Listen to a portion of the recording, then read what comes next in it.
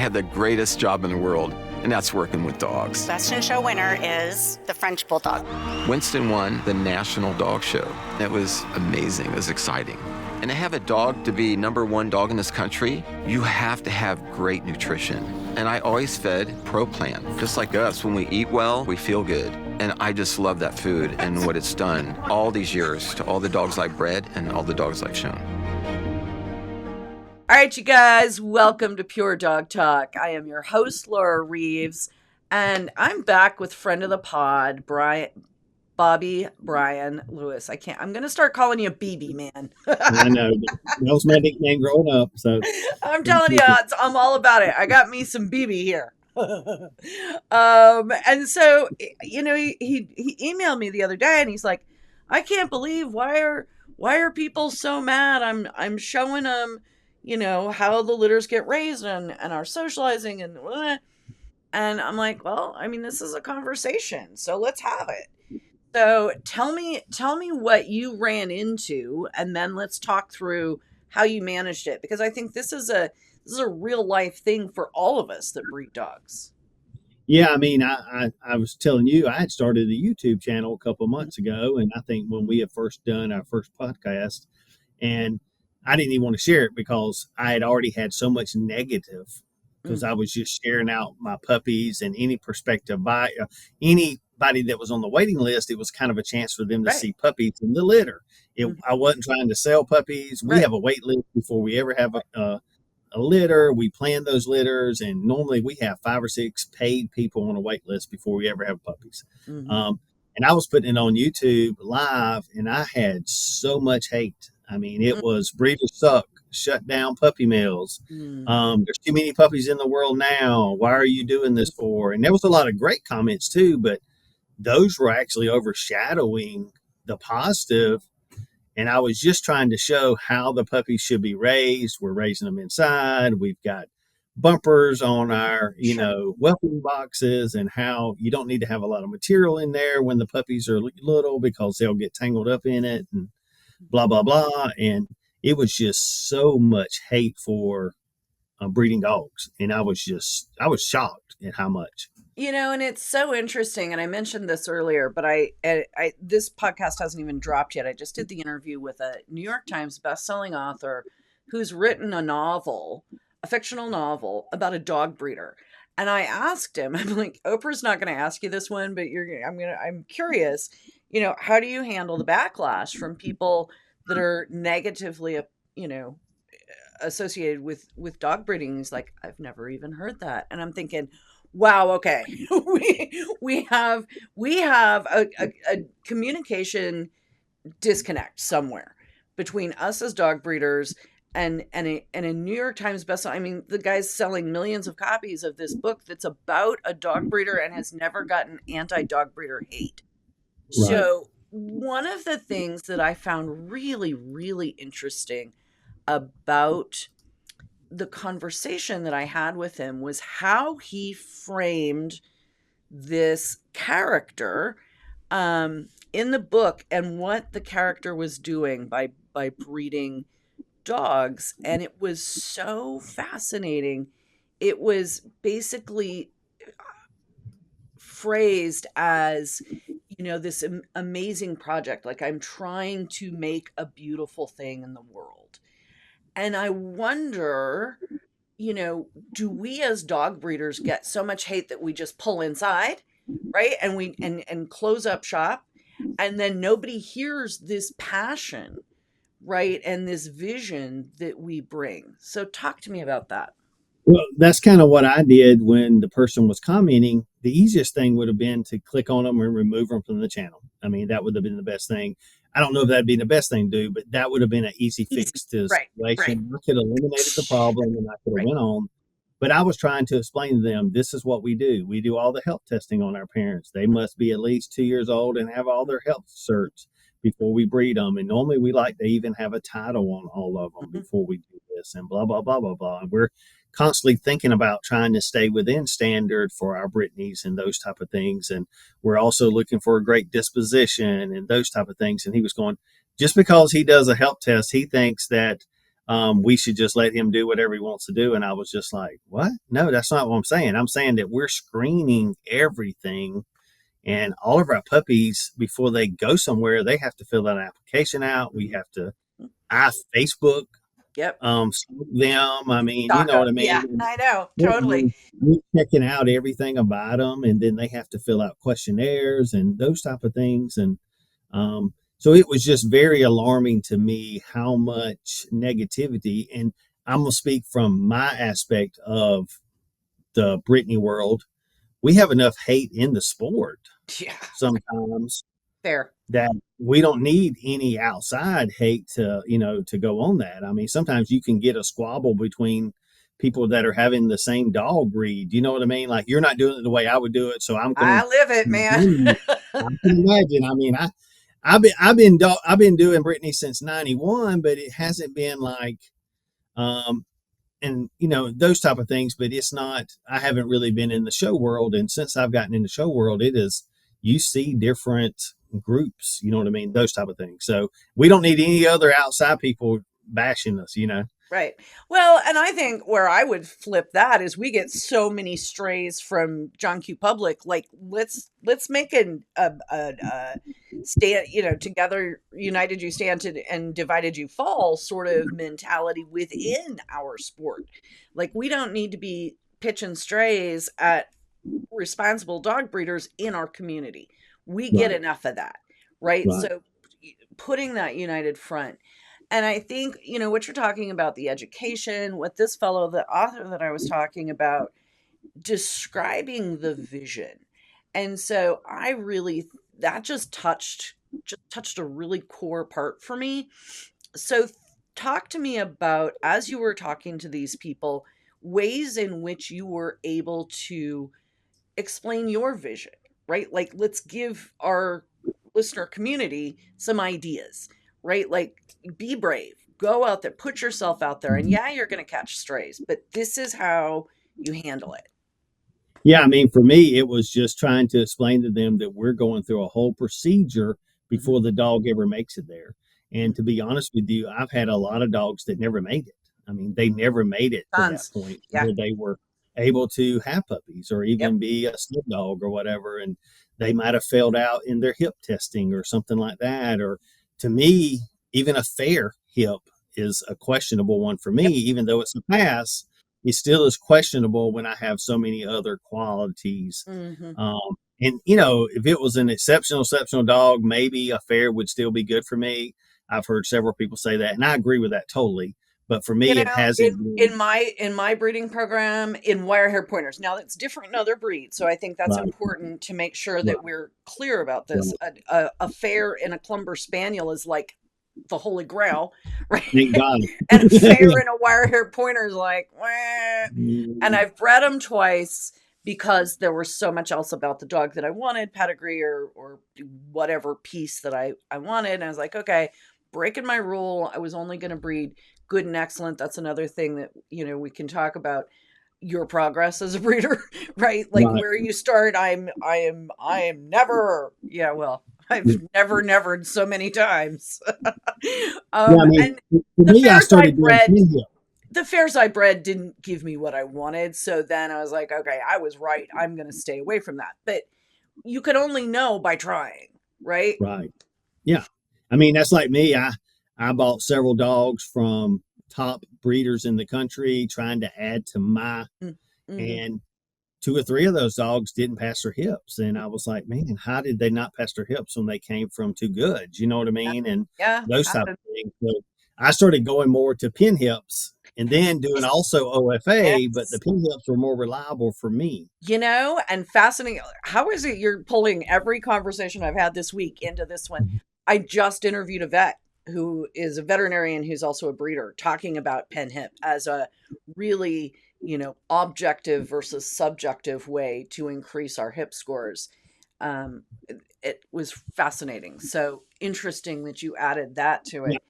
I mean, I'm going to tell you my story. I was devastated at two females I had. I mean, they were 17, 18 months. We had done a preliminary eyes. We had done patellas, cardiac, some basic cardiac.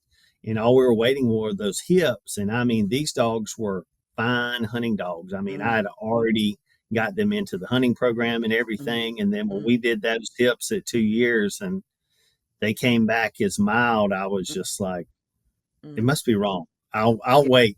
Right. I'll wait 4 months and do it again. You know what I mean? It can't be Bad right. positioning. It's got to be bad positioning. Yeah. Those type of things. So it's devastating. I mean, because you've put 2 years into these dogs a lot of times. I know. And some of them had already been in a show ring, you know what I mean? And had ate up several shows and done certain things in there. And you know the money that's involved in that. And then that's one of the reasons I do like PenHip is that early warning system. I think is really valuable. So as you continued with your YouTube channel, how did that conversation progress or change or improve or not? It improved. I think I was trying to explain to them a little bit more of what we do, the procedures we go through, that we just didn't find 2 dogs on the street and started having puppies. And then we just looked up and we had great puppies. We had, one of the breedings we do is a repeat breeding that we've had several, great puppies come out of and those type of things. And then just trying to explain them all the preparation that is in place to have this litter of puppies. Right. And then, nothing wrong with people that might raise puppies outside with a female. I was like, to me, that's a big no-no sometimes, depending on the weather and, blah, blah, blah. And then finally I had people going, this guy's really working at this. He's really trying to do something here. And they were kind of supporting in the conversation. And then finally they were like, hey, go ahead and leave, man. I mean, if you're not going to listen, you're throwing one-liners every time. You're not really listening to what he's saying here. And I was like, we support the American Brittany Rescue. You know what I mean? I mean, we donate to that every year. Yeah. And he's going, just because you donate money doesn't mean you aren't part of the problem. And I'm like, I'm not saying that. I'm saying we're trying to help the best we can. And, and I guess I could have fired back and say, well, how much money have you donated to the American, to shelters or the Humane Society? You know what I mean? I mean, you could have been negative that way, but everything was kind of positive. And then 3 nights, 4 nights in, couple, skipping nights and doing another one, more and more people. I mean, one night I had 78,000 views. Oh my gosh. On that's the YouTube amazing. Live. Good job. Those type of things. And we're just hoping, I guess it's kind of got to me now to where it's just kind of, you're trying to share. And the first question I get, are these puppies for sale? No, they're not. If I have to sell puppies on YouTube Live, I'm in trouble. You know what I mean? Yeah, that's going to be like, these are not puppies you're going to find on Craigslist, y'all. Trupanion is revolutionizing medical insurance for pets by providing the best possible experience to our members. And it's not some space-age dream. It's happening now. We pay your veterinarian directly while you're checking out, and we're the only ones who can, which means you have decisions in seconds, and you don't have to wait for reimbursement. So unlike with other providers, you'll keep more money in your pocket. Ask your veterinarian if Trupanion can pay them directly, because there's pet insurance, and then there's Trupanion. What I am saying to listener land is, here's a guy who's put himself out there. My friend BB's putting himself out there, and these are some tips and some tools and what you might expect to have happen and ways that you can work with it. And so that, to me, we can't expect these people to be educated by osmosis, right? Yeah. And it's kind of like what we talked about when we were talking about the legislators. We need to establish ourselves as subject matter experts. And in today's society, one of the ways you do that is to have a huge YouTube following, right? Well, that's like me. We're licensed through our state. I mean, we're a certified pet breeder because they said, as I was talking to someone, I was like, well, that might be something else I can do to get credentials, you know what I mean? To get street credit. I mean, and nothing against anyone else who's not doing that. But to me, to a certain degree, you feel like you've got to prove yourself a lot of times. I could have ran away from the conversation and went and hid and still did my puppies and still do all my other things and hid away and not faced it. And I'm not saying I did anything special, but what I'm saying is that I could have hid that way. And I think a lot of breeders do that. Well, because it's a lot, right? Like Yep. people don't want to take it, and I don't want to take the heat. Now, I mean, God knows I've taken heat on this podcast. I've caught my strays. So I understand it. I truly do. But my encouragement is to say, here's an example of someone, just a guy, right? Breeding his dogs, doing the right thing, and using that as an opportunity to educate. And tell the story that about the people that they didn't know that the dams cleaned the puppies. Yeah, I mean, we were just, it was going to start out being something fun that we could put on there. Any of our people that had deposits or had a puppy application approved, they got to see the puppies, and it was a way of doing that. Yeah. And at first, I was just going to leave the camera running for 40 minutes. And then I started getting questions in. What's the mom doing? I'm going, she's cleaning the puppies. What do you mean she's cleaning the puppies? I was like, she's helping them go to the bathroom because they're 4 days old. You know what I mean? And they were like, what? I didn't even realize that. And why is she nursing this way? And why is she standing up nursing now at 4 weeks? And I'm like, well, think about it. You've got 5 or 6, 7, 8 babies hanging on you. You want to stand up because they're not laying on you inside the whelping box anymore. And I said, it gets very hot. I said, and somebody was like, well, she's thirsty. She's hassling. I said, she's hassling because she's got 10 bottles that are machines right now. And then she's got 7 puppies on top of her. And I said, she's probably is hot. You know, I mean, all these things are going on to this female dog at once. And then they're going, where's the daddy dog? Is he in there with her? And I was like, no. I mean, you know, but it was like educating those people that this is how puppies are raised. And mom got onto one of the puppies. I don't know what the puppy did while it was nursing. Maybe it had some teeth or whatever, but she got it. And they were like, why is she so? I said, mom is going to correct them, y'all. So when you get puppies home, they're looking for a correction also if they're doing something. And I said, that's a whole nother story there as far as we could take puppies home and they're babies, but they're misbehaving. Mom has already chewed them up. You know what I mean? I mean, I've seen mamas get onto them, you know. Yeah. There's nothing you can do.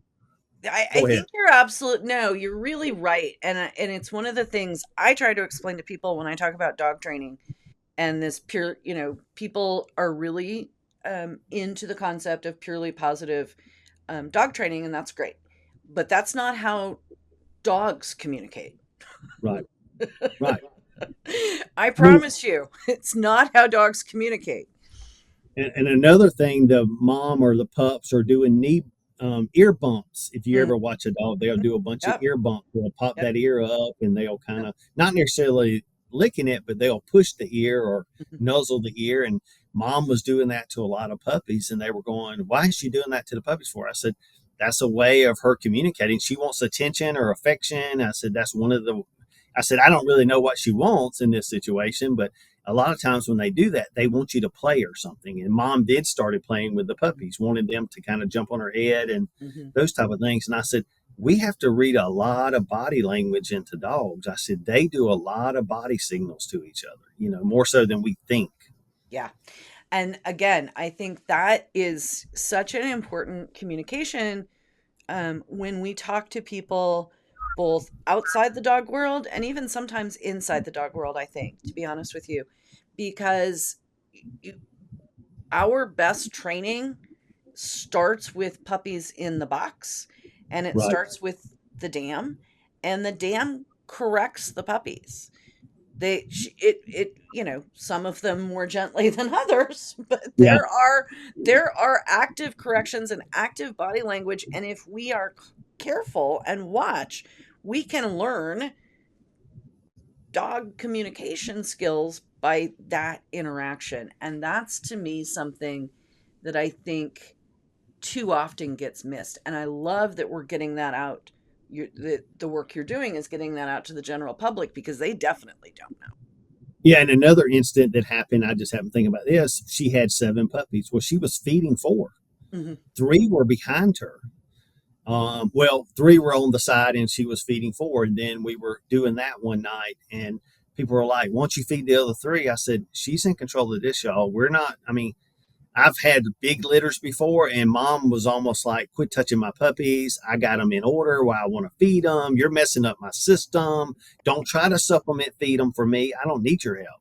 Hmm. Because she was having three groups of 4 because she had 12. Hmm. And she raised all 12 by herself, and they You were know, just and lucky you, that's a great dam. Because trust me, I've had litters of 12 that the dam was not smart enough to do that, and I had to do it. The constant rotation of 6 on, 6 off is like, whoa, it's a lot when you don't have that kind of really good dam. And that is another part of the conversation.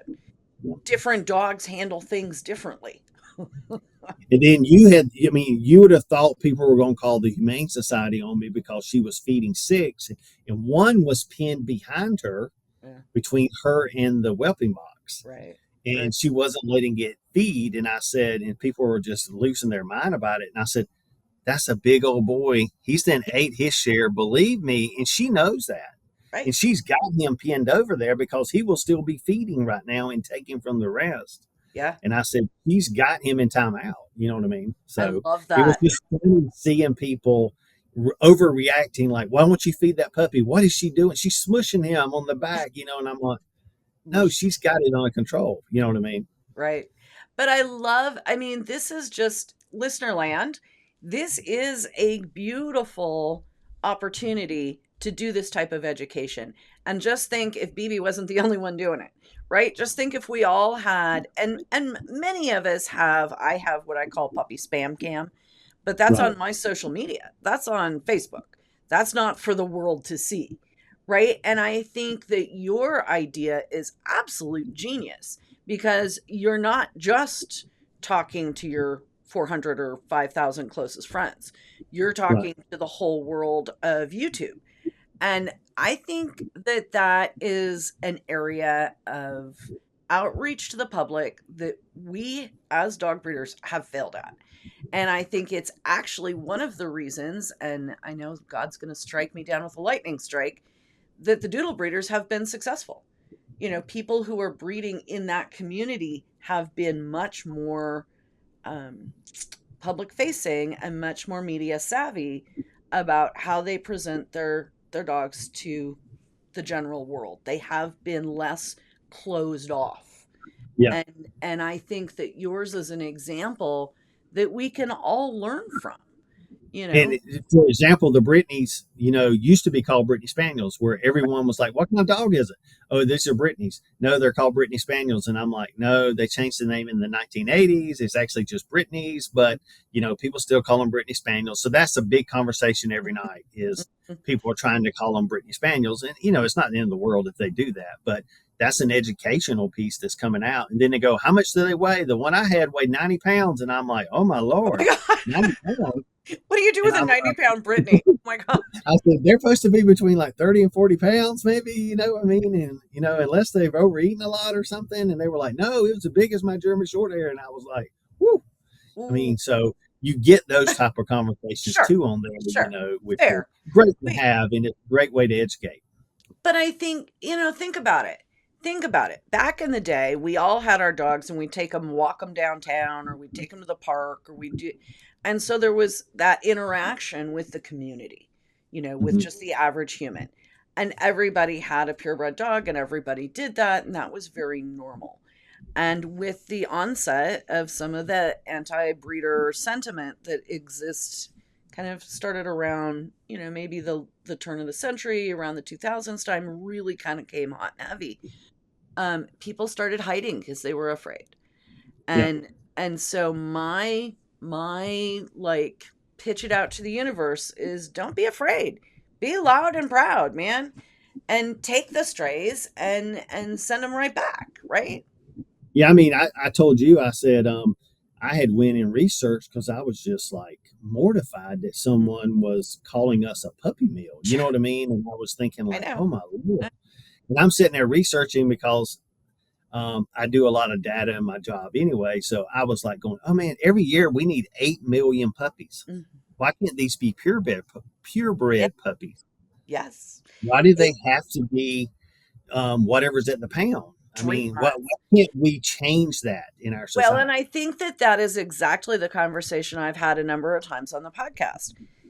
Based on the estimate of a percentage of the dogs, there's like 85 million dogs, extrapolation and math tells you that we need between 8 and 9 million replacement dogs a year. And the American Kennel Club registers like 1 million of those. Yeah, Where's the other ones coming from? right. And how can we change that math? How can we change that calculus? Yeah. I mean, it's in the statistics I saw where there are 89 to 90 something million pets. Is that working dogs or is that just pets? Because Right. that's a question I had. I didn't know if you knew the answer to that. No, that's going to be just people have an animal in the household. And I believe that number is specifically dogs, not dogs and cats. Yeah, it's just dogs. But I think I that's was just wondering, dogs. like hunting dogs. Yeah, is but that they don't differentiate. They're not that smart. The research is like, hey, do you want a dog? Yes. Okay, then it's a pet. Because again, that's just that societal bias that people cannot imagine in our society today that people still hunt, right? Like that is in the world, that is, we are esoteric for sure. And that's fine. That's fine. We're still doing what we do. But I think the bottom line is that the conversation around what a responsible breeder is, what a preservation dog breeder is, what we're doing, why we're doing it, and the additional conversation that is, we don't need fewer dog breeders. We need more good dog breeders. Right. And that's my part of the conversation. That's Right. what I'm all about. And even if it's someone who is currently having puppies in a way that we don't think is up to our standards, why do we disrespect that person instead of encouraging them and giving them the tools to do it better? Right. Yeah, I totally agree. That was one of the things that one of the comments I had gotten was, you're adding to the all these puppies being put into population. shelters. And I'm like going, no, if you buy a pup from me and you have to surrender it or you change ownership, I have a contract that puppy comes to me. That's right. And there's no way. And he didn't know what to say that night. That guy was, whoever it was that night, was stunned. They left. They didn't have another conversation. But that's why I told him, I said, no, the dog comes back to me. In the contract, it says that. Now, I can't control all that sometimes, but none of my puppies should ever go to a shelter. But if your dog is here's my solution to it, because my contract says the same thing. I'm down to my contract not saying much of anything except that, right? Like I'm not super restrictive in these days, but it does say that one thing. And the other thing that I do is I microchip the puppies before they leave, and my name is first on the microchip. Period and end of conversation. Because if that dog gets out and runs away, or the owners are in Europe and the pets that are like, shit happens for real. Yeah. We microchip I ours want to too. be the one that is contacted if that happens. Well, as soon as my state Brittany rescue gets a puppy, they normally contact me and go, do you know anybody? Do you know anybody about this? This dog isn't microchipped. I know it's not yours because you microchip all your dogs and your name is on the microchip. They're going, do you know who might have this type of dog? This is a liver, Brittany, who raises those in Georgia. And I'm like, I don't know. I'll look and see, and maybe let's research, see what litter it came from, because they're trying to find who might have raised that puppy, or bred the puppy. So it's just surprising. It was so surprising of the hate. It was. Yeah. Well, and I think I'm going to take that and flip it, because only thing I can do is that you met the hate with facts and information and knowledge and passion and love for your breed. And that Yeah. is all we can do. Right. We can't fix everything. We can't fix everybody, but we can give them information. And so, I mean, that's what I do. It's what you do. It's what we all do at some level. And my only suggestion and my ask, my throw down the gauntlet here on the pod today is everybody figure out a way to do that kind of education, because there's still a million of us. And Yeah. if we're actually actively educating about not just our breed, but the entire concept of dog breeding, and doing it loud and proud instead of hiding in the shadows, I believe that that has the ability to change the tide and change the conversation. Well, I went on YouTube and looked who had done lives like that, and it was exactly what you said. Mm. The Labrapoodles, the Labradoodles, the Brittany Poos, all those what they call designer breeds. Crossbreed. Yep. Yeah. Mhm. Those who are doing those lives. Yep. They're doing those lives, and they've got all these really cute puppies, and they're actually, if you went back and looked at the chat on some of those, they were giving prices Mhm. on the live. Yep. You know, and I was just sitting there like, what? Wow. So, But that's, again, education. Like, they're reaching people, they're selling dogs. Why is it that I know lots of people in purebred dogland right now who can't sell puppies from their last litter, Yep. and the purpose bred dogs, the crossbred dogs are flying off the shelf? There is a difference, and I've had this conversation multiple times with multiple people about communication, education, and not, what is it, hiding your light under a bushel. right.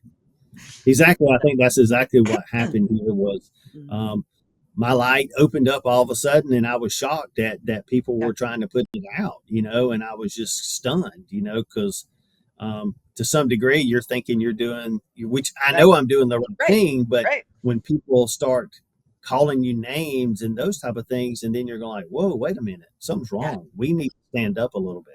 Yeah, no, 100%.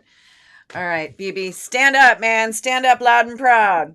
Appreciate you down there in Georgia. Right. Thank y'all.